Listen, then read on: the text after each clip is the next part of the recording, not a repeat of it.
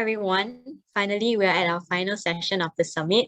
And the topic for our last session will be about working with the cloud with the objective of bringing awareness of the advancement of cloud computing in the business sector. Hamza will be the moderator for this session. And we are utterly honored to have Mr. Muhammad Zuber Khatib, who is currently the Cloud Solutions Consultant of Cognixy AI and Amazon Web Services Solution Partner, to share about cloud computing and its pros and cons. Without further ado, I'll pass it over to Mr. Muhammad Zuber Khatib and the moderator for this session, Hamza. Thank you.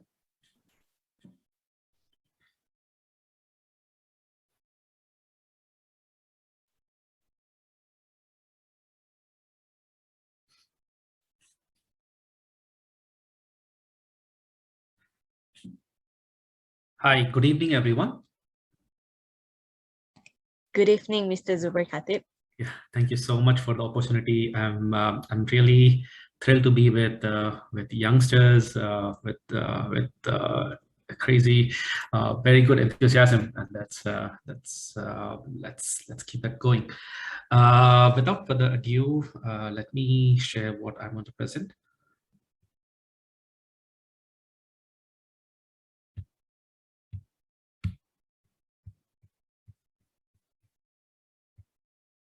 Here we go. Please let me know once you are able to see my screen. Yeah, we can. That's fine. Thank you again for the opportunity. So a little bit of very high brief about me. I've got about 15 years of experience working for various multinational IT companies. I started off my career with Satyam, which is now Tech Mahindra, and from there moved out in the positions of support service professional from IT support, then moved into pivot myself into technical documentation, and from documentation I moved into consulting, which is strongly focused on Microsoft Dynamics CRM with Singapore. So that was for some time in Singapore, and then I moved to Indonesia, got married to an Indonesian who's my wife, and my kids are mixed now, and I started working for a startup into AI and machine learning. So they build solutions on AI and machine learning called DataBot, and then moved to a company which is into payment gateway like Zendit, which is similar to Boost as a payment gateway, and another company called Apigate, which is a part of Axiata Digital Services. So I had spent some time in KL, say about 6 months in 2019. So that was an awesome experience. Very good food, very nice people. It was a very interesting moment of my life. Then right now, my cloud journey started during lockdown, actually, when the lockdown happened, when the COVID happened. So 2020, early 2020. So I started learning about Alibaba Cloud. So from there, I got myself certified, then moved to Oracle. Oracle was having a very good opportunity, very good free training and free certifications. I took up that, and just recently, a couple of weeks before, I cleared my AWS certification. So that's my basically what do I do in terms of cloud. And what I am doing right now is I'm building AWS business practice within my organization. So my day-to-day work seems like talking to clients, understanding what the requirements are, then proposing what AWS or cloud solutions would be a best fit for them, and then designing them, providing building a proof of concept, and providing it. The next step is for the implementation team to deliver that and manage those service and solutions. Okay, so far that's good. So how are you going to approach this kind of presentation is, I'll be starting off what traditional computing looks like, and then I will give an example of how cloud computing comes into picture, like what are the advantages of it and stuff. And then since I'm working on AWS platform, there's a very heavy AWS kind of a 101 kind of introduction. What exactly, I mean, it's a very kind of not technically heavy, but more on what does the platform does in terms of infrastructure, in terms of what you need to do, how you need to do on a very high level. We are not digging deeper here, so because of the time constraints and different audiences what we have. Then I'll move on to a couple of use cases, a couple of solutions and discussion, and then we will compare few of the services in terms of Google Cloud and the Microsoft Azure platform. Okay, that's it. So the next one is finally in a couple of slides discussing what are the free resources you want to, if anyone is interested to get into cloud and understand what cloud is all about. So they can start they can start using these free services and free offers from AWS, GCP, and Azure to upskill yourself. And I'll be sharing few tips which help me in my job search to pivot my career from more of a business-related and function-related roles into a cloud thing. So the approach of this presentation has been mostly my on-job experience, what I've been doing in terms of designing projects, understanding different services. I've taken few of these trainings myself, and most of the content we see about AWS is a very fresh training today itself. So that's going to be very fresh into my mind. And then the sources what I've taken is there's a Harvard CS50 program. It's about cloud computing. So it says, what is cloud? So that is what I'm going to share about that. And then there is a Tutorials Dojo about journey to cloud. And then I've taken AWS certification and training material and a couple of resources from my existing company.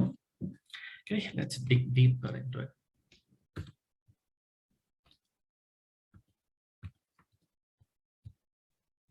Okay, so what is traditional computing, right? So if I have to see this, this server, this particular server on your left, what you see, the white one, is actual Google server.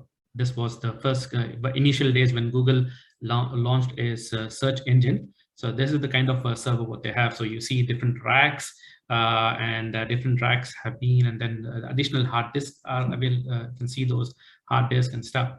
And this is how initially things look like on-premise, right? So on-premise means basically you're hosting your own infrastructure.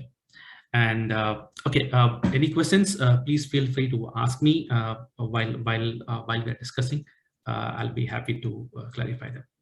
Okay, so this is how a typical rack of servers look like. So initially in your organization, if you're starting off traditional computing, you will have something like a blade server, so a bare metal kind of a server, which will be this kind of, the example is Dell EMC. And if you want to, okay, this is good. So you have installed your operating system into that.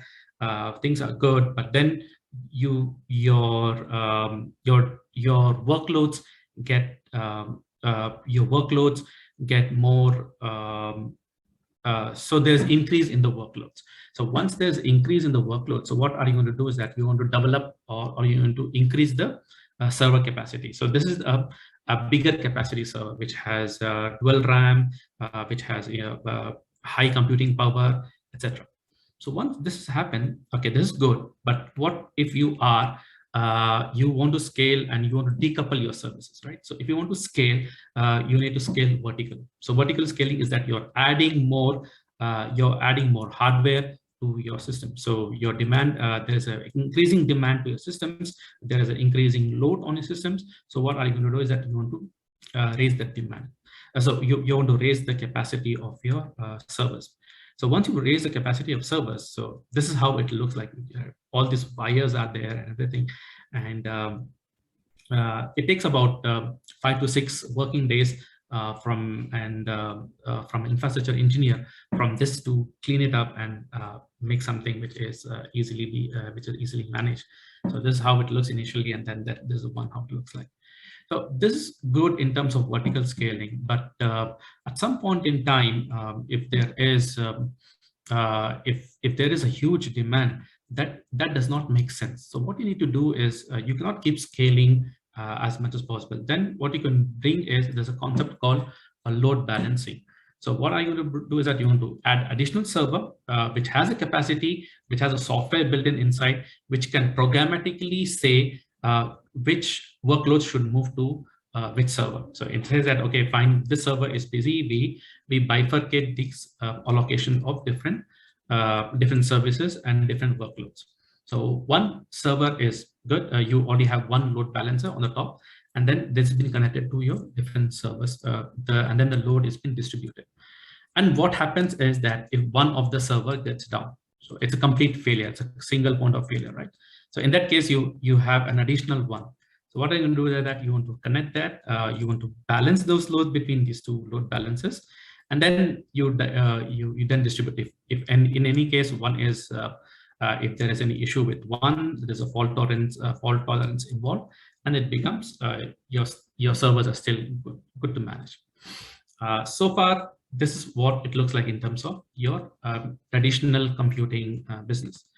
Then what happened? There's a concept called virtualization. Virtualization, what it does is that within your own within your own server, what you could do is there's some kind of a software which like companies like VMware and others provide, which is called a hypervisor.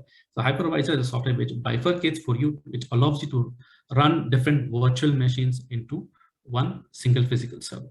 So in one physical server, you could have virtual machines which can run the different operating systems. So it can you can have Linux, you can have other version of Linux, or you can have Windows workloads. So those can be run using hypervisor, and then that can be done in terms of virtualization. There's another concept called containerization, which enables you to deploy multiple applications. So what you could do is that there's a infrastructure, there's a host operating system. On that operating system, so on the single operating system, you can run different applications on top of it using a technology called Docker. Okay, so now this is good. This is how the traditional software looks like.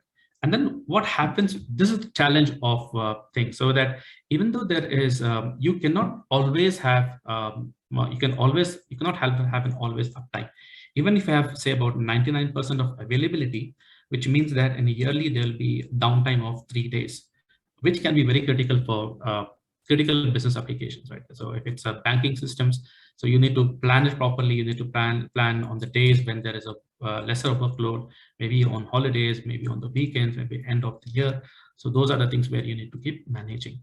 So this is where cloud computing comes into picture to address some of the challenges what we have in terms of things. So what we understand is a differentiator between on-premise and cloud is that on-premise you have different servers, vertical servers, which will load your applications on databases, storage, and servers, and then you are attached to a corporate network, and that managed, and then the user can start using it. Let me see if there's a question for me here. Okay, sorry, it's not one. Okay, then what happens with the cloud is basically cloud is a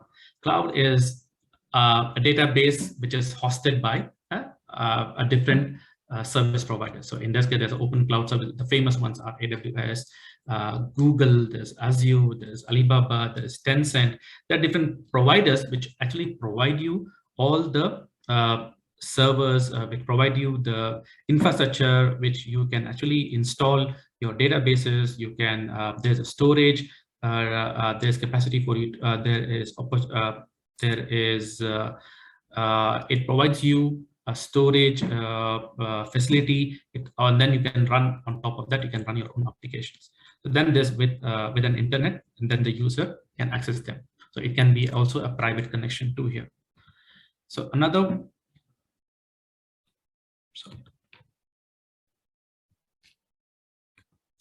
And how it works is that you, under the hood, there is once you provision what you exactly need, those services are actually are interconnected, and then what exactly you need. Example, if you need a computing service, so you need to build your own.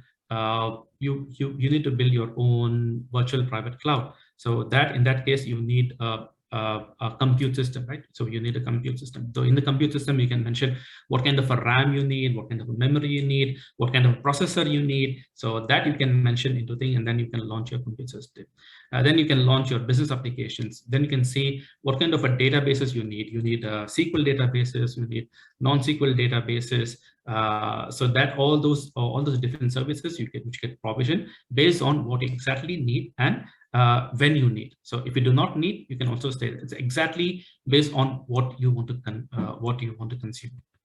So this is something it's called as one of the example from Paul Kerrison is how it looks like when there are different models of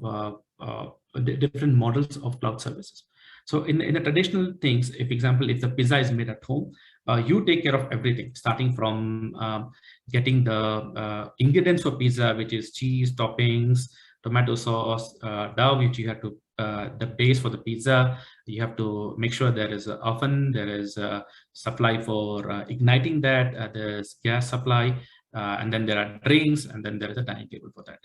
So there's another option which is called, you can take and bake. You can take basically the ingredients, and then you can bake yourself. That is what infrastructure as a service is called. This is the basic kind of a service for the cloud. So infrastructure as a service in the cloud terms, it means that a cloud service provider, which like AWS, GCP, etc., will provide you the infrastructure. But on that infrastructure on top of it, it's up to you for you to manage, control that, and build your own applications. And then another one is, it says a platform as a service. So what is platform as a service in terms of pizza is that it actually it gives you the whole pizza is almost done. So what you have to only do is that you have to make sure that you bring your dining table and you have to make sure that pizza has already been made, and then you have to just provision the dining table and drinks for yourself. So that is something called pizza delivery, right? So pizza has already been made and delivered to you. So what you have to only do is that you have to provide a table and the drinks for you to go ahead. Finally, software as a service is that it provides you the end-to-end kind of a system. So you don't have to don't do anything. So example, that case is that you go dine out yourself.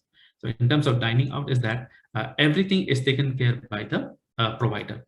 So starting from getting the cheese done, after the pizza is already been made and it's been baked and also been served. So these three things have already been done. Same thing with the software as a service is that there's infrastructure which is provided, the application is already been built on top of that. The only thing what you have to do is that you have to start consuming that application. This in terms of cloud computing models is called infrastructure as a service. So where cloud providers will provide you with the basic infrastructure. On top of it, that you start provisioning your compute resources, provisioning your databases and your applications, right? So basically it's a three-tier kind of application which you have, that you have a networking, you have all those things which you do it yourself. In platform as a service is cloud service providers takes care of all those stuff for you. So they also build, they also manage your operating system. They also manage your databases. So what only you have to do is that you have to run your application. You have to only build an application. Finally, software as a service is that it provides you everything. There's a software, everything is ready. Only what you have to do is that you have to start consuming that for your needs. These are some of the cloud computing models. So in cloud computing models, there's something called as shared responsibility. So a cloud computing provider, something like AWS, it says that I take care of the I take care of building the data centers, which will be I will manage all the hardware with the infrastructure. I'll make sure the hardware is up and running. It is available almost 99.999% of time. So that's a promise what they do. And basically compute, storage, databases, networking, and the software, it's already been taken care by AWS.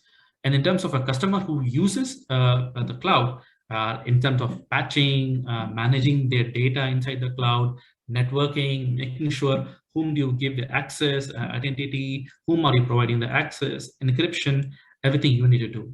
You also are responsible to manage your own networking, operating system, network, firewall, etc. So any change in configuration, and then there is an attack, there's a malicious attack, in that case, cloud service provider wouldn't be responsible. And then on top of that, the data, protecting the data of your customer, of your customer, of your business is also becomes your responsibility in this case. So this is something that's which very important thing we have to understand once you come into a cloud, is that what is the responsibility of the cloud service provider and what is your responsibility in terms of this. And the more control you need, it means that you need to manage stuff. And then the more control you are giving, you're providing, you're trying to use a different thing, that is taken care by the cloud service providers. Next option is how do you deploy those models? So one is on-premise, which is the traditional way of doing business, and then it's an app is launched. It's hosted within your own premises, within your own office location, within your own university, etc. Then there's something called hybrid kind of deployments. So it says that, okay, fine, I will our company will manage some critical workloads. We have some sensitive data with us, mostly banking, regulated industries. These are the ones who have this kind of a hybrid infrastructure. It says that, okay, still we manage some of the applications will be managed by us, and then maybe storage and computing, everything will be managed on the premises. So it's a kind of a hybrid model. You still have your you still have your application with you, your data is stored with you. Maybe you offload some of the other workloads to the cloud. Then there's something called as a cloud infrastructure itself. So where you migrate completely, starting from where you migrate your complete application on the cloud. So you're building the applications on the cloud itself. Okay, these are a few of the cloud deployment models. So why do we? So what is the need for it, right? So why do we? Why there is a lot of interest in about cloud these days? Why do we listen to cloud in all of our negotiations, in all of our conversations? Is that basically the upfront cost for you. So the data center investments and everything else is taken care by the cloud provider. So if you are building a startup, you don't have to have your own. You don't have to build your own infrastructure. You don't have to build your own data centers anymore, right? So that has already been provided by the cloud. So you only pay like an electricity, right? So example, for in terms of electricity, you only pay for what amount you consume.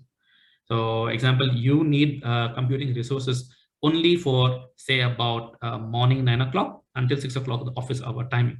After that, I don't need this. So you can switch off the servers, you don't have to use it, and you only pay for the time what you consume for the services. And again, is that it gives you massive economies of scale. So it means that in a higher region, more customers are getting those services. So what happens is that drastically, if there is lots of services involved and lots of usage there, so you will get benefit out of it. So your services cost and everything will get drastically reduced. And then you don't have to guess for the capacity, right? So once you build your data centers, so example, if it's only running for 8 hours a day, so all other time it's staying there without the proper usage. Sometimes what happens is that there's under capacity. If you underestimate the capacity and the workloads get very high, it'll be difficult for you. Your website or your applications will become slower. There'll be no response times. So that will become an issue. So what happens with the cloud is that cloud, you can actually it can auto scale, and it can auto scale. It means it can scale when there is a demand. So you anticipate a demand, you can actually state that my application is the high peak load of this application happens during the Christmas holidays. So then you can provision more servers for that. So after Christmas holidays, you can say that, okay, fine, from first week of January, after that, the demand for the services go down. So automatically you can say that, okay, 3 weeks is my peak time, and then there is and then the services go down. So what happens is that you don't have to guess, and automatically there's a service called auto scaling in a cloud, which can scale and which can also descale itself. And then you don't have to wait for weeks to getting the resources. So example, now if there is a global shortage of chips, so chips, right, computing chips, it's difficult to get because there is a huge demand since the cryptocurrency trend. there's a huge thing. So there is no chips available for you right now to build a service. So those kind of waiting time is being reduced. Basically, if you're on the cloud, you can within minutes you can launch your resources and your application is up and running. And then you don't, as a business, you don't have to manage it completely. Example, if you're taking an example of electricity, so you don't have to manage the grid, you don't have to manage building that electricity infrastructure for you, so the electricity is generated. So what you do is basically you enjoy the services with the electricity board provides you, and you only consume the electricity for your services. Same case with your business is that you don't have to worry about running the data centers, applications, everything. So you take care of your core business, your infrastructure, everything is handled by the service providers. So the same thing I mentioned is that, so there are different regions, right? So example, here you see US East, there's Virginia, there's Singapore, then there is Tokyo. So you can actually run your applications wherever your business is in demand. So right now you're opening a branch, your business going well in Malaysia, then you want to open a branch in Singapore. So you don't have to, you can actually launch another one instance or another one data center on the cloud, a virtual data center on the cloud, and connect to your main business. So these two are connected, and then it's up and running. The things it can happen in minutes. Okay. And in terms of security, is that it keeps your data safe. So you have a higher control about things. All the things in terms of cloud providers, they are certified with the top compliance. They have to be certified to ensure that your data is safe. Some of the data is also encrypted end-to-end. There's an end-to-end encryption, so that your data is actually secured into the cloud.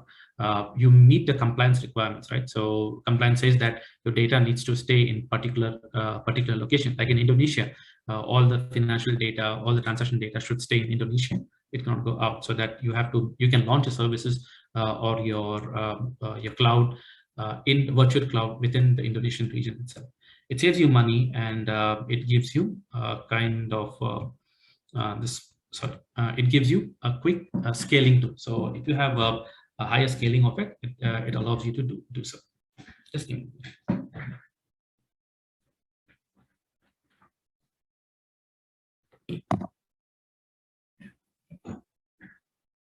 Sorry about that. So what are the typical services you can see in the cloud? So the cloud is, so in the cloud computing, the main services, what you see.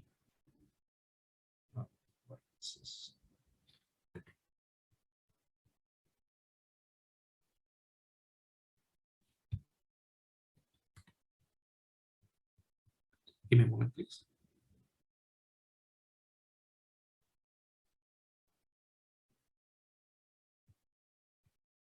Okay. So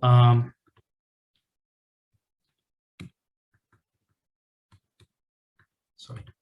So in terms of cloud services, cloud computing provides major services that it provides you the computing resources. So you can get your RAM, you can get your memory and a hard disk. Everything is in terms of computers. It provides you the virtual machines, which we just looked at. It provides you the storage, what kind of storage you need. If it's a block storage, the file storage, the kind of security it provides.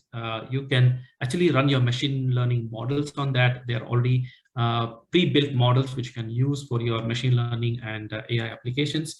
There are databases which can be SQL databases, non-SQL databases, high performance graph databases.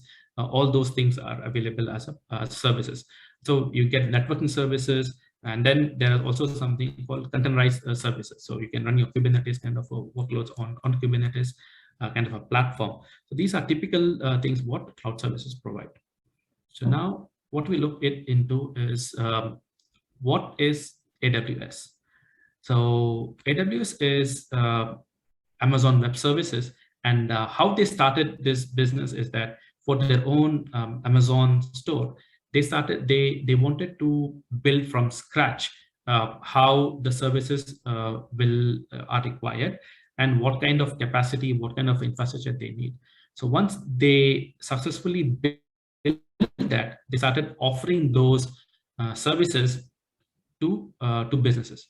So right, in terms of AWS, there'll be questions, right? So how can we be sure what are we going to build? What are the kind of infrastructure we'll use? Who will control my resources? And how is the global infrastructure organized, right? So how does the AWS global infrastructure looks like? And who will control what kind of resources? So these are some of the typical questions a business has, and then we are trying to answer them, right? So in terms of solutions, we have AWS services, we have infrastructure, and how are we going to architect those services and infrastructures, right? So in terms of services, so an application developer will typically ask which AWS services should I consider, then how do I manage them? So what services you need to consider and how are you going to manage them? So in terms of services, so we need to understand what services are the best to adopt, what are those categories, how are we going to build them, and then what is the difference between managed and unmanaged services? And then something called serverless. So what is actually serverless? So AWS has about global data centers. AWS is one of the biggest in terms of providing you the resources across the globe. So it is about 200 services, and it has a pay-as-you-go model. So almost all the clouds have that kind of a business model, and it's built to scale. So, example, like you are in you need to run your applications globally. So, example, your company is in Malaysia, you need to run applications in Australia, you need to run applications in England, Europe. Some of the Europe locations, you can actually launch them seamlessly. So that is something what AWS provides as a for you to scale your business rapidly. So why customers move to AWS? So in terms of agility, it takes you to go to market very soon. So you can build your applications faster without considering the underlying need for infrastructure and managing them. It increases the innovation. Innovation means that, so when you are building yourself, it takes you time. But when you're using cloud services, it's a kind of a shopping in the mall, right? So you pick up what are the best things what you like, and then you start integrating them. Then it can scale seamlessly. So it can rapidly scale based on the demand. You can increase your workloads, you can increase your capacity. So that's how those are some of the advantageous things for the cloud. And what it does is that in terms of it manages your complexity and risk. So risk is that you once you understand, okay, this is kind of a business is not running. This is something which is not going according to our plan. So you can scrap that immediately without having that risk of investing upfront, right? So you can run, you can test your business ideas, you can build things. Then if you do not need it, you can scrap and you can let go. You can optimize cost as we looked before. There is minimizing the security vulnerabilities. So you get the most up-to-date patch management, security services. So they have one of the world's most secure data centers and stuff, right? And then it reduces the complexity of managing it. So earlier, if you have to run your workloads, or you have to install the servers, you need people, you need workforce, it takes time. And then now if you have to just launch a server on the cloud, it takes just about 10 to 15 minutes for you to launch, and then you're good to go. So there are lots of services within the AWS, right? So there is something called services, serverless, networking, database, security, storage, managing the costs, compute services, and containers. The one you see in which are highlighted, these are the core services of AWS. And apart from that, you have something called analytics, you have developer tools, you have tools for machine learning, you have you can build your games. There's robotics, there's AR, there's AR and VR, artificial, and then there's intelligent of IoT devices. You can run blockchain there, and then also run quantum technologies. So there are lots of services, but the focus of the main services are networking, database, storage, and compute. So these are the major services for the AWS cloud. So how do you connect to the cloud? So what you do is that first you create your account, and then you can interact with the services through a web interface, which is called management console. You can also use it through a command line interface using a Linux-like command line interface, or you can also use the code. You can use the code as a software development kit, or there is something called a Cloud Formation service, which is infrastructure as a service. You can write your code in JSON format, and then and automatically it starts deploying that. So what happens under the hood is there is an application interface which fetches those commands and gives you the result. So based on the results, either you can create an application, or you can create your storage buckets, you can update stuff. So it provides all the CRUD functions of an API. So create, read, update, or delete kind of a function. Typical functions, what is required for you to run your services. And what does the management console allows you to do? It allows you to manage your resources, allows you to say who is going to get access to what kind of resources. You can pin your favorite you can pin your favorite services. You can monitor what is happening for your applications. Is there a downtime? What is happening? You can seek support from AWS there. You can have a global search. You can launch applications. You can build them, and you can scale them. So these are a few things what you can do from your management console. So what is unmanaged service?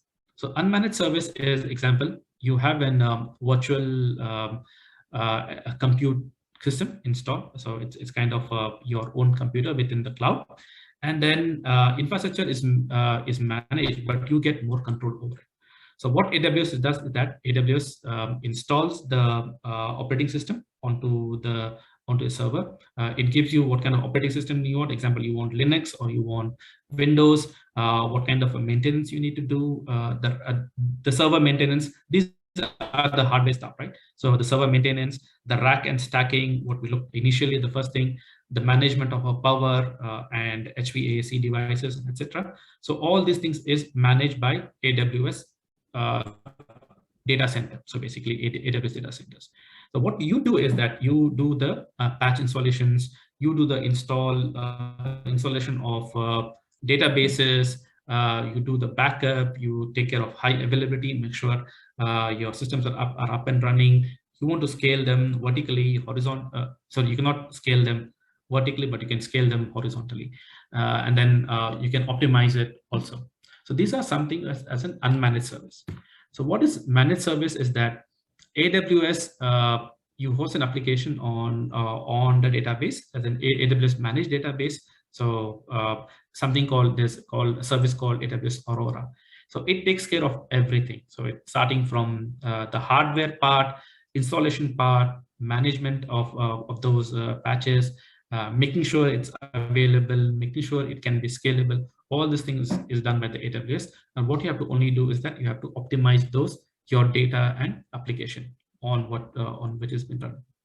So you're responsible for your application optimization, right? So that is what you do.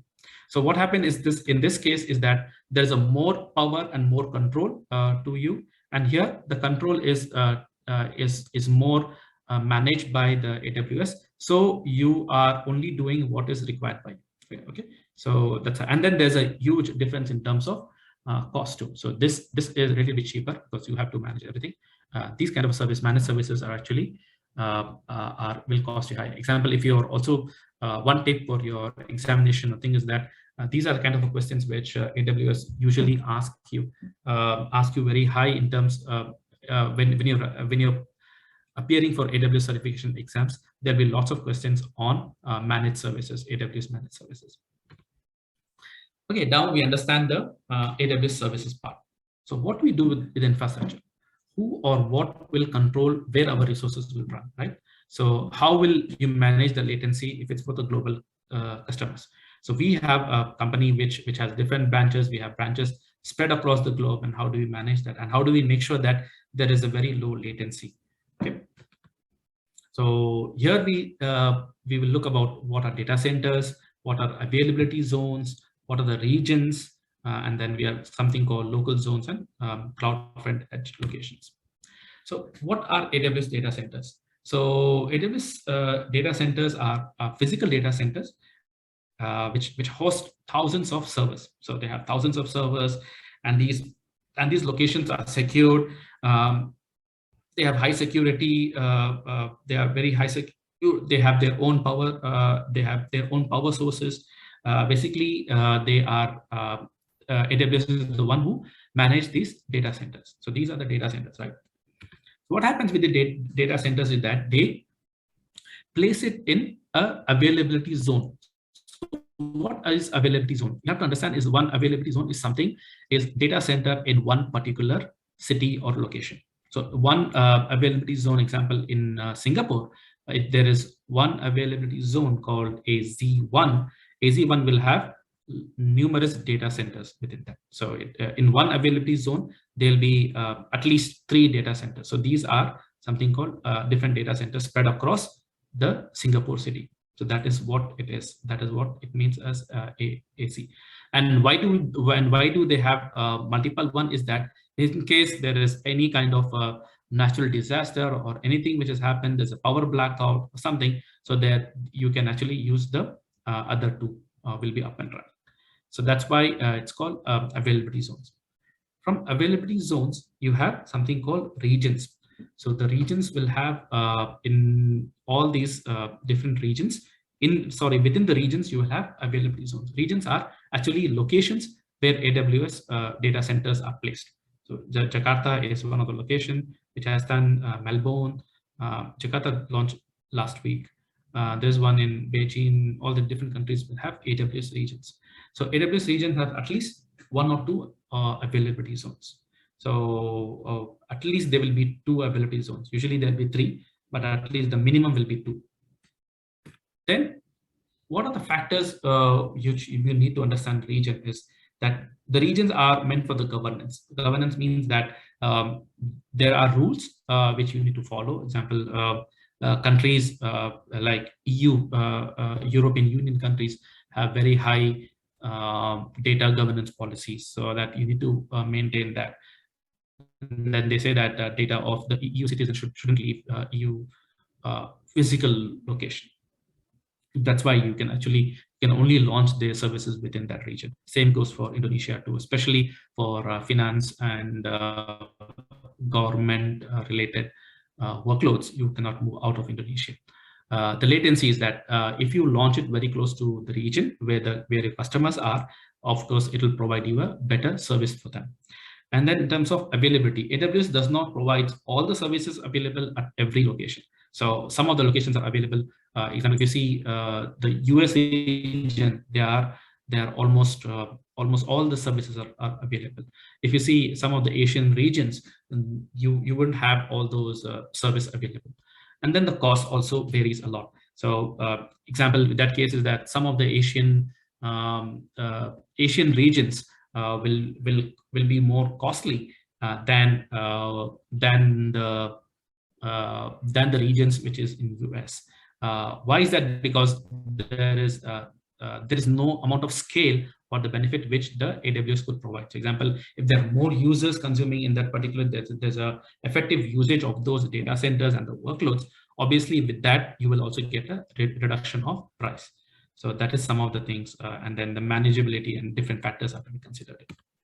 So what are local zones, right? So local zones are something which are built close to your regions.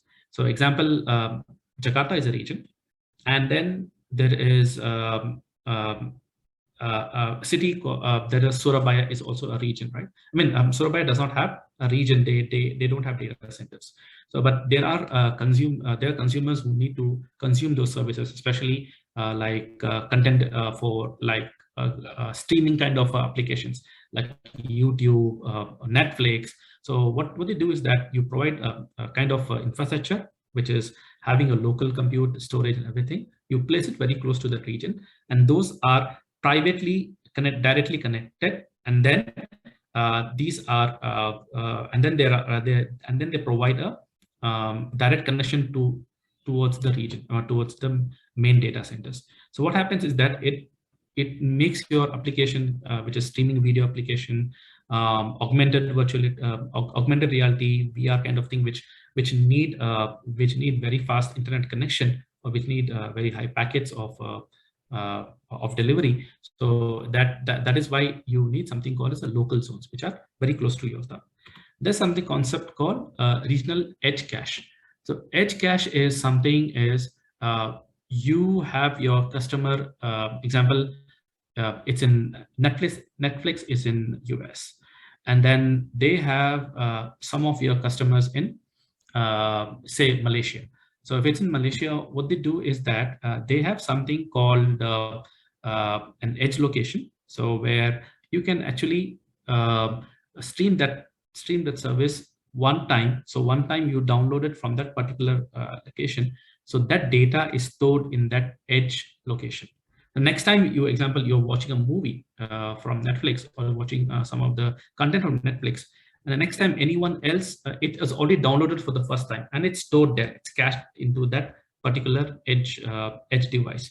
So what happens is next time any of you or or anyone else want to access the same kind of movie or same kind of content, it becomes much more easier for them.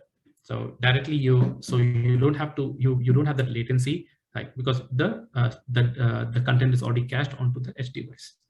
So that is the use case. So example, like you have a movie which is loaded into an American region. You have somewhere in Korea, you have edge location, and then edge location is all the things is already cached. And then there's something called acceleration service of AWS, and then data acceleration that takes place, and then the content is delivered very quickly. So what is the difference between the local zones and edge zones? Local zone basically provides you low latency. It's good for local data processing and consistent experience. So the customer gets the same experience across the region. So the edge location is mostly for caching the data. So you want to deliver the content faster, and you want to get better user experience, which we just looked at. So now, okay, fine, AWS services are there. We already know what are the infrastructure. So how do I know if my design is following the best practice? So I don't want to ask for so he doesn't want to make more changes. So what AWS has done, it's called something called a well-architected framework. So well-architected framework is basically some guidance over the years. AWS has been into operations. They've understood that there are basically 5 different pillars: the security, cost, reliability, performance efficiency, operation excellence. So these are the 5 different five different pillars of well-architected framework. So you need to have. We'll go more deeper into this. So what do they mean? What do you mean by security?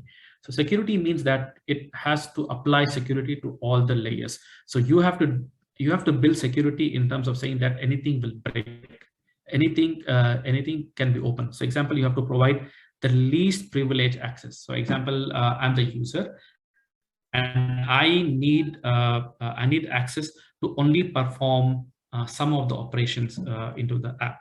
So I will only get those kind of things. So I will not be given an administrator access, right? So I'll be only given access for what work I need to do. Then you need to also have multiple factor authentication. So make sure that no one illegally uses your accounts or hacks into it, so that you have a multi-factor authentication involved. What do you mean by cost optimization? So you need to analyze how your application trends work. You need to budget for them. You can actually budget what is the amount of consumption I need to see. You can manage your resources. You can do auto scaling here. So without guessing, you stop guessing. You do something called auto scaling. So whenever your applications are peak, only when you pay, and when the workload is not peak, so you don't have to pay for it. Reliability is that make sure that there are enough backups. You can recover your data whenever there's an issue. You can actually replicate that data into another region or another source. So there is some kind of downtime, you show that you can quickly get back to your normal operations.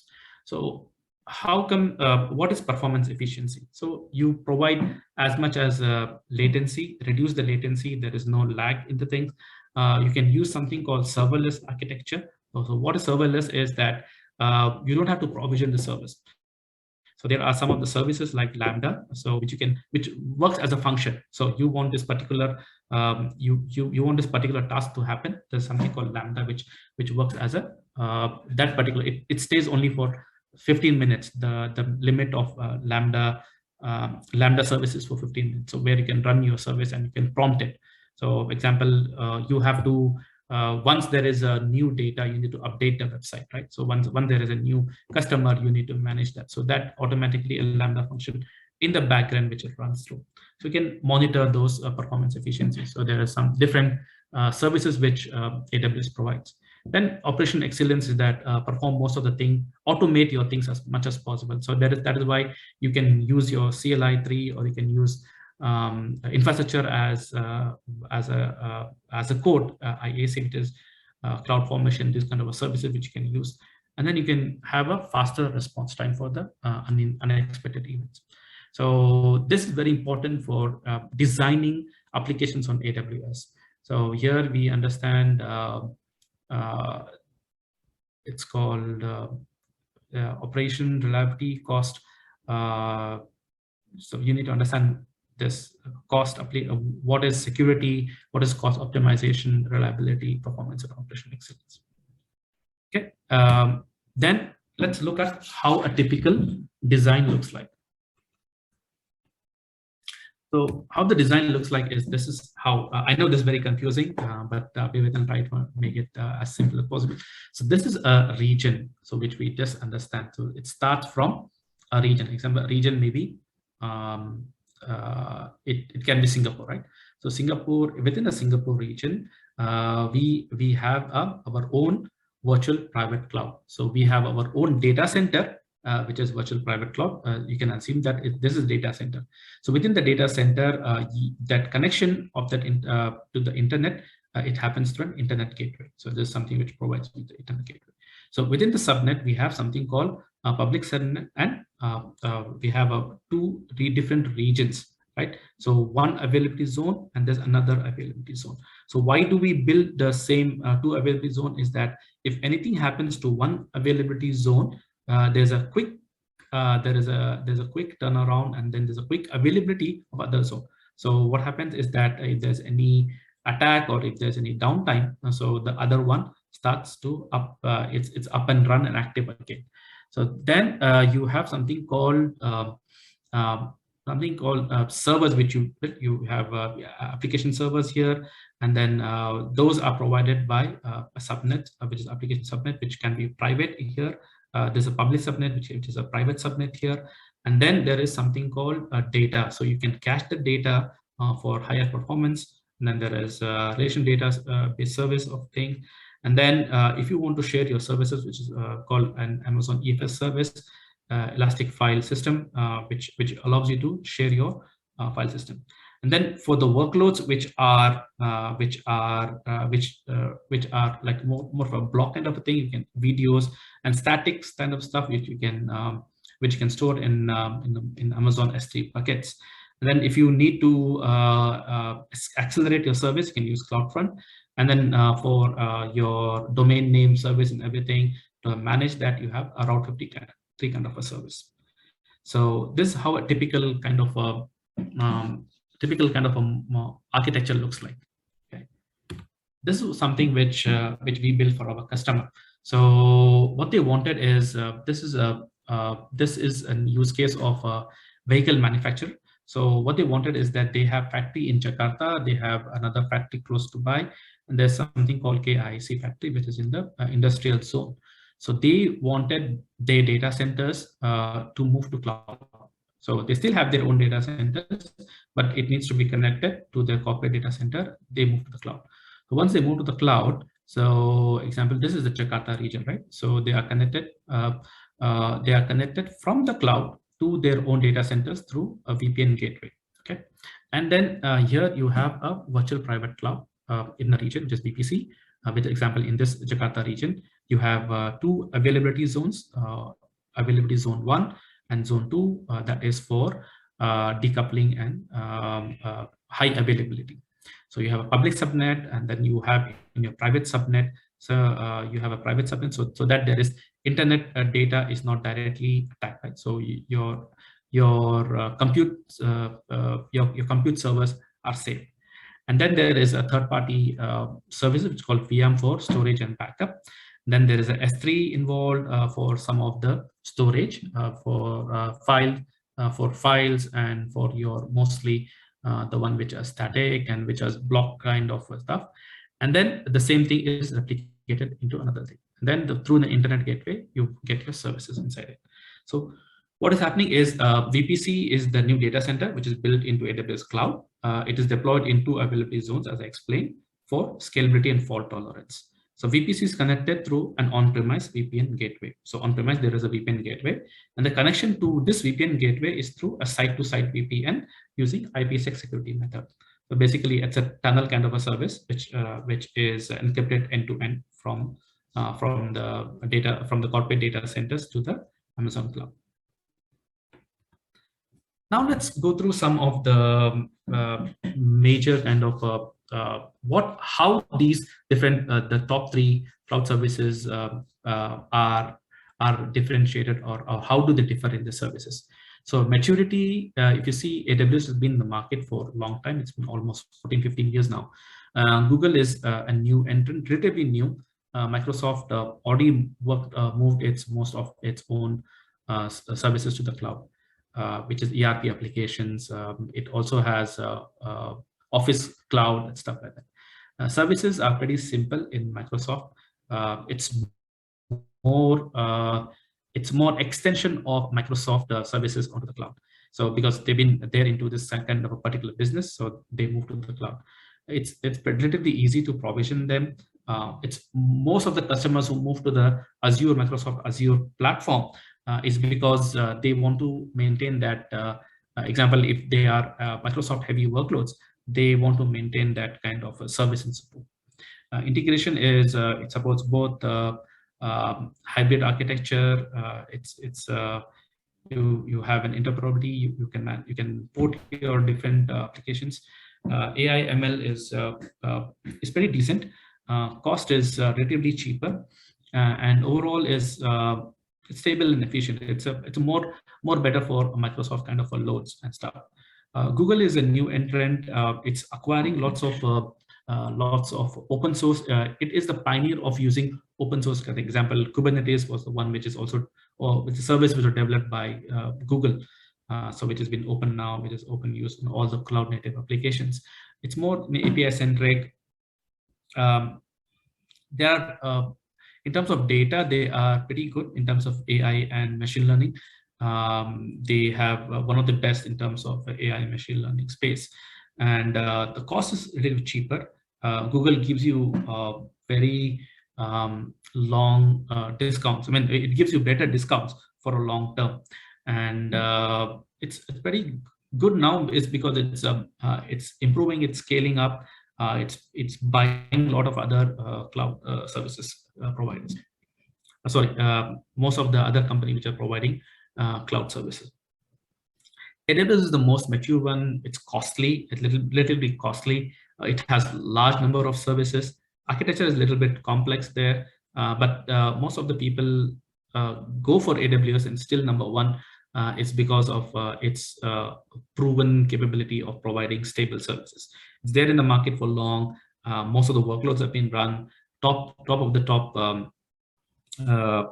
top organizations, like even Netflix is run on AWS. So these are, that's why it says in the last column, overall, it's a leader, but it's costly. So significant training is a requirement.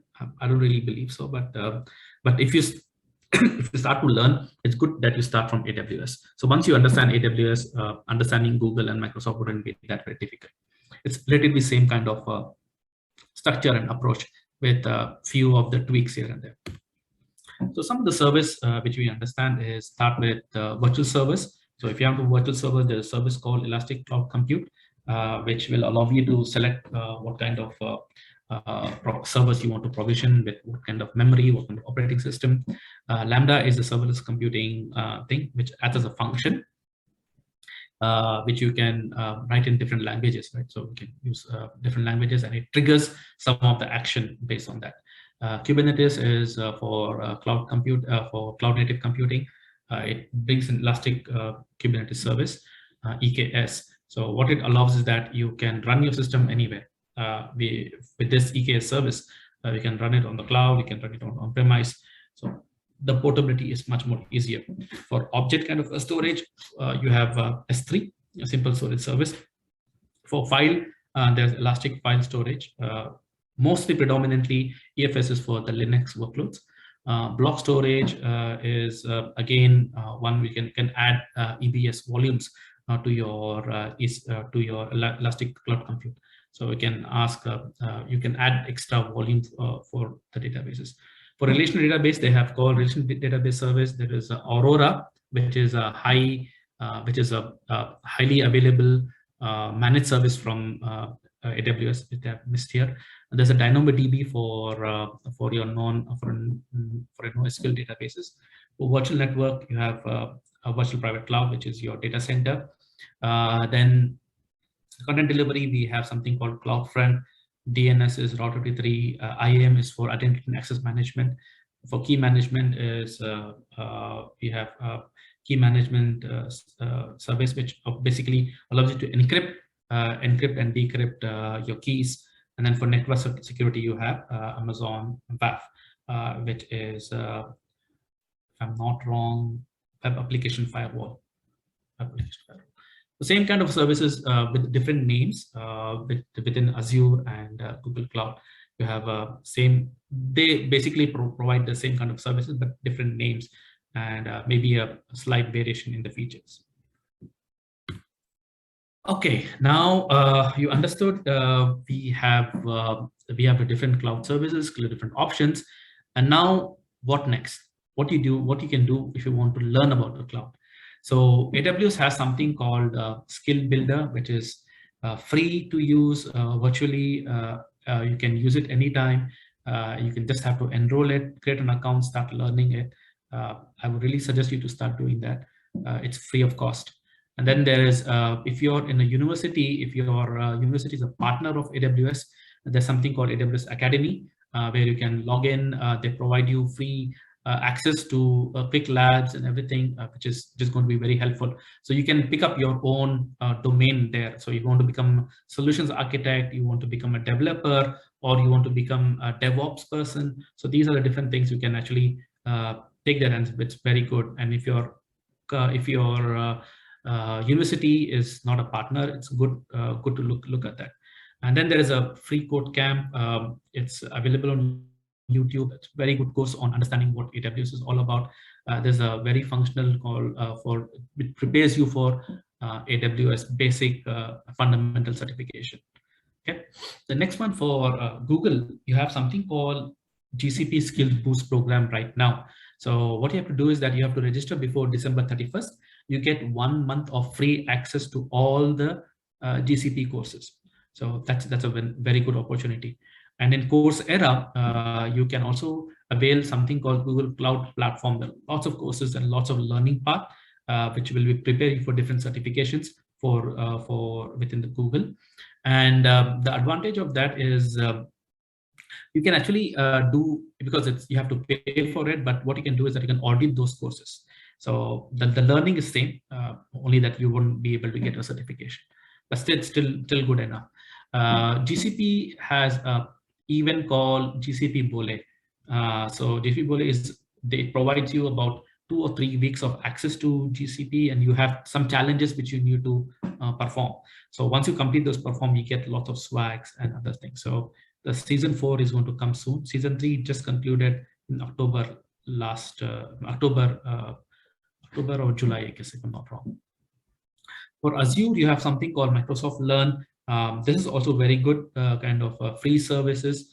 And there's something called Microsoft Virtual Training Days, where you can actually attend 1 or 2 days of training, just 4 hours each. And once you complete those training, you get free certification code for your fundamental trainings. It's pretty good if you want to start off learning with that. And then finally, there's a Udacity. It usually has this Bertelsmann scholarship where you can, which I got recently for Azure Architect Challenge. So you can take up some 1 or 2 months of course, and then once you are successful in that, you are selected, you will get a full scholarship for the Udacity Nano Degree program. So that's pretty comprehensive in terms of what you need to learn. Apart from that, I haven't mentioned here. So the basic skills you need to have to learn. If you're business decided thing, you really don't need much. You can start with solution architecture, but if you going more deeper, most important skill you need to have is of Linux. There are lots of courses which are available for you to understand Linux commands. Linux is basically the under the hood, everything runs on Linux. And then there is Python. If you want to learn coding, Python is good.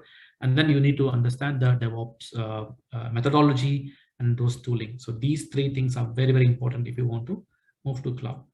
So now you have learned, you have done something on the cloud. What next? So you want to build a career in the cloud. So what you need to do is that you need to start building projects. You need to start building projects. You need to show exactly what you can perform. You need to document that learning. Write a blog, make a video, make anything, make a content, but you need to show that. Then start networking with active. You build a strong and active profile, but you start networking with the industry leaders. And then there are lots of AWS programs to volunteer. AWS, GCP, Microsoft. So they have these community platforms, community programs. Participate in them. Join the webinars, meetups, events. Ask them if you want to get in the cloud. What do you need to do? For developers, is that you build a good GitHub portfolio of your projects there, and then real knowledge is very much valuable. So for that, what you need to do is that you need to start working as an intern for prominent companies which are working in cloud. Or you could also, if you don't get an opportunity, you could actually you can actually showcase your work within your. Maybe you can run your own website. You can run some of applications, and then you can showcase them on your resume. So that will be a huge thing. So with this, I conclude my talk, my presentation. I know it's a little bit longer, and I hope I have made things. I've at least introduced you a few of the concepts and made things clear. And if you have any questions, please feel to ask me. And this is my LinkedIn profile. If you have any thing you want to get in touch, you want to get advice and things, please feel free to reach out to me through this. Up to you. Thank you so much. Thank you very much, Mr. Zuber, for your lovely and insightful session. We will now jump on to the Q&A session. All right. The first question: what kind of tasks or duties fall under the umbrella of a cloud solutions consultant? Okay, good question. So the first thing is that what kind of duties for a cloud solution consultant is that first you need to understand what are the different services, or what are the complete portfolio of a cloud service provider does. So I showed a comparison, right? So these are the different services for different needs. So that you need to always have it on your back of your mind. So you need to keep that as a reference. That is like a Bible for you. And then what you do from there is that you basically work backwards with the customer. So your customer is ask you what does he need, and then you need to provide your customer or your stakeholder the right kind of advice. So you need to understand why they are moving to cloud. Is it because they want to save cost, or they want to get a better, or they want to have a backup, or they want to have a disaster recovery? So all the different use cases you need to understand. That's how then you can offer them something which will satisfy their requirements. So the task for task and duties are you start evaluating the services. You know end to end how these services work together, and then you design that and provide it to your client. So that is your task. Awesome. Okay, moving on to the next question.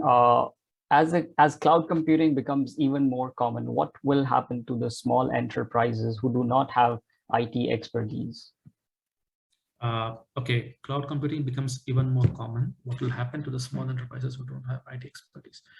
I trying to understand the motive of this question. Cloud computing becomes more common. What happened to small enterprises who don't have IT expertise? I am confused here. So perhaps it's like they don't have the manpower or the IT infrastructure to get into the cloud, perhaps. Okay. Okay. That is the motivation of that. Is in that case is that there are different things for a small company, right? So small company, that the needs are different, or your customers don't need that kind of a scale. So you still operate within what kind of a budgets you have. All we can also do is that you can always start using hybrid, right? So you can only use the services which you require from the cloud. And the example, like most important cost for the cloud is compute. So you don't have to use cloud for your computing services, right? Or you only use serverless kind of infrastructure and design. So you use the services only on demand, and then you still maintain the you still maintain your own infrastructure and devices. So you can get the best of both worlds. You can get the best of the cloud. You can get the best of what kind of IT systems or the services what you already have. So that is what I could answer. All right, hopefully that answers the question. Okay, moving on to the next question. What are some of the certifications for fresh graduates that you would suggest to get started in the field of cloud computing? Okay, the first thing you need to do is start getting the AWS Solutions Architect Associate. That's the entry level thing. Or if you want to go a little bit more, thing is AWS Practitioner. That's a most basic one, but I would suggest start off from AWS Solutions Architect, because Practitioner you have to. It's a little bit of extra or a little bit of more tougher examination, but I would suggest you start from Solutions Architect Associate, because that gives you overview of all the cloud services within things. The same case if you don't want to go to AWS, for GCP there is called GCP Cloud Engineer Associate, and then for Azure is also the same thing. It's fundamental Azure fundamentals. So you can start off with the architecture thing. Start off with the architecture first, and then get into more deeper of what you want to do. Example, you want to go into DevOps, you want to get into machine learning, or you want to get into data analytics. So those are the other things what you can start to pursue, but start to do this. And I would also recommend, if anyone is interested, I have very good resources on certification and stuff. Please feel free to contact me. I would be able to guide you through them. All right, that's awesome. Okay, moving on. What are some of the use cases of those deployment models? For example, the hybrid deployment model. Mm-hmm. Okay, use cases for hybrid deployment model. One of the use case is where you have these compliance for banking industry. So banking industry, some of the data is very essential. They cannot expose that data. So what they do is that data is still stored on premise itself. Okay, and then for some of the workloads which need, for example, to build machine learning models, or you want to have a disaster recovery on the cloud, or you want to use some of the cloud services, you go to the cloud. And then, but your main operations will still be onto your on-premises. So that becomes a hybrid architecture. But sometimes what you use also is that you use that as a replication. So on the cloud, you have something on your own data centers, and exact replica of those applications are also available on the cloud. So these are some of the models which I would add some of the use cases for hybrid deployment model. All right. Moving on, what are some of the other job roles within the cloud computing field? Okay, job roles are very varied. So if you're starting as a generalist, So a cloud solutions consultant will be a more generalist kind of a role. If you want to more deeper, you have solid technical expertise, you will be doing cloud solutions architecture, right? So you will build some architecture. So you know how the different applications work, you can build those applications.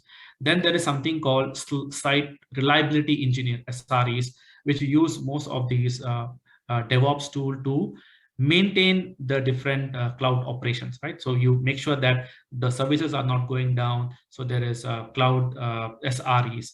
And then from SREs, there is also support roles. So you are managing and supporting the cloud application. So you have a team which says that we want to scale, we want to manage. Then there are some consulting roles too. Consulting roles are more on the business side of things. So you go with the sales. So you're good with the sales, probably you will do, you're good at talking with the customers, you're understanding the requirements. So that is where you can get into more of a consulting roles. And then these are some of the most common ones. And then there are also roles where you are doing multiple side of things. So you are also doing strategy within the cloud. So you become a cloud strategy specialist, right? So then you are the one who actually provides the end-to-end roadmap on how to build cloud applications and stuff like that. So those are the most specialized roles. There is a machine learning engineer, there's a cloud machine learning engineer, and then there is also AI thing. So most of the jobs are also there. I mean, you can also become a data scientist within the cloud. All right, that's good to know. Quite a lot of roles. Yeah, of course. Okay, moving on. Is it possible to utilize different cloud services from more than one service provider at the same time? Absolutely, you can do that. So, and you should be doing that now, since we already know that outage what AWS had recently, it becomes multi-cloud is the flavor. So why I say multi-cloud is because if your company is using AWS for its regions, for example, Jakarta, right? So if I'll give an example is some of the cloud providers don't have services here. So Microsoft does not have services. So you launch your business into AWS, and for machine learning, for your artificial intelligence, you move to Google Cloud. And then for your AWS workloads, you go back again to Azure. So what happens is that there is interconnectivity between these three different service providers. And then if you want to go more cheaper, you can also go for Alibaba Cloud. So those are the things you can have. And these are interconnected, and then it's a little bit complex to manage it, but still very much possible. All right, awesome. Okay. Moving on, what are the different cloud certificates? Okay, cloud certificates, I'll start from AWS, which is what I know. So cloud certificates are fundamental, and then there are something called specialty, right? The fundamentals one are the ones like in AWS is cloud practitioner, and there is a cloud developer, AWS developer, there is a system of admin, and there's solutions architect associate. So these are the three certificates on the basic thing. Then there are something specialty certificates. Specialty means that you're an expert in one particular field, which is databases, analytics, there is machine learning, then there is DevOps. So these are the specialty services. Then they have something called professional services. Professional means that you have 1 or 2 years of experience, you're very good at it, and then you become you become like a subject matter expert, right? So in that case, you're a professional. So there is a solution architect professional, there is a DevOps professional, stuff like that. I have not covered everything in AWS. Maybe there are now 12 certificates. I've covered about 7 to 8, I guess. But yeah, that actually gives you just of what it is. That's amazing. Congratulations on your Thank you so much. Okay, moving on. Coming from other specialization background like cybersecurity, do you think switching to cloud computing will be doable? Absolutely. And it's a need, it's a necessary right now. If you're a cloud security specialist, and if you're in a cloud, you're basically the most demand resource in cloud. Because in cloud, one of the biggest concern for customer is whether my workloads are secure. How do I manage it? How do I maintain it? And then if you have a CISP certification with security, and then you also have a cloud security certifications in that area, you're in hot demand. So you should do it. It's pretty much doable. and I would encourage you to take it very seriously. I think whoever asked that question would be happy to hear that. Okay, moving on. How does cloud computing and cloud security relate to cyber security, or is it a different concept altogether? It's actually built in, the cyber security is built into the cloud. So example, what example if I give is that, what is cybersecurity? Cybersecurity is taking care of anything which is connecting to internet, anything which is exposed to internet, which is exposed to traffic which is outside your zone, outside your corporate area. So that is the threat of cyber, right? That is where you connect to internet. And then what cloud security, what cloud computing does is that it provides you the various different services. So example, there's one service called web application firewall. Within its, there's a built-in capability to stop SQL injections, right? Those are SQL injections.